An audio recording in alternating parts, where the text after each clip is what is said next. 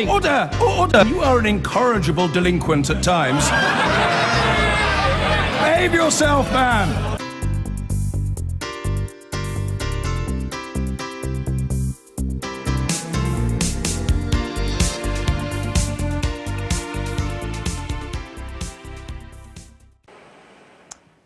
Now, Brexit is a key issue in this election, and today the German Chancellor Angela Merkel has been speaking about what kind of deal Britain might expect.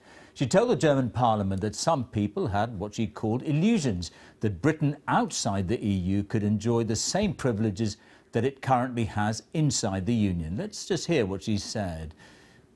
But we don't have that clip at the moment. Now, Chancellor Merkel was, in fact, speaking in Berlin as ministers from the EU's remaining 27 countries met in Luxembourg to finalise their negotiating stance on Brexit. Well, in a moment we'll talk to Laura Koonsberg, but first Damien Grammaticus is there for us in Luxembourg. Damien, you might just tell us what Angela Merkel actually said and what we're to make of it.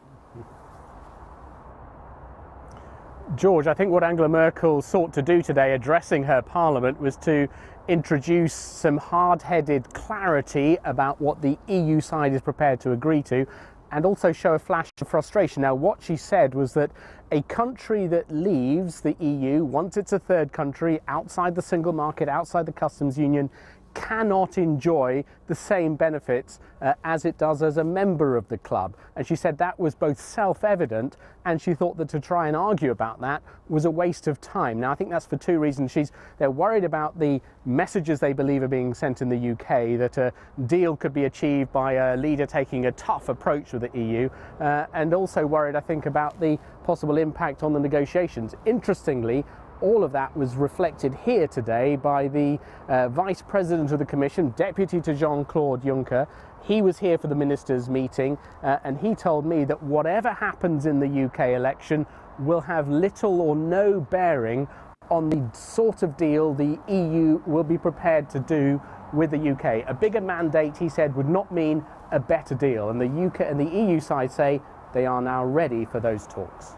George. All right, Damien. Now, Laura, if I come to you in Westminster, Theresa May's pitch during this election is that she's best placed to negotiate Brexit. What's been her reaction been? Well, I think, George, in the next few minutes, in fact, addressing a crowd with the party faithful in Yorkshire, she will take these remarks absolutely head on, even mentioning Chancellor Merkel by name. And she will say that now 27 other countries are lining up to oppose the UK. Now, her rivals might try to claim that finally the Tory Prime Minister is undergoing a reality check of how difficult life will be in terms of getting a Brexit deal.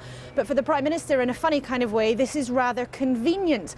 Because remember, on day one of the election campaign, one of her central reasons for calling this election in the first place was because Brexit will be such a difficult process that she needs every single vote she can to strengthen her hand. That's a phrase we've already heard time and time again.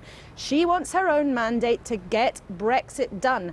So building up an image where Brexit is going to be fiendishly complicated, fiendishly difficult, will be used by the Prime Minister to try to paint a picture that only she and she alone has the authority to get it done. Of course, that will be challenged by her rivals every step of the way. Laura, thank you very much.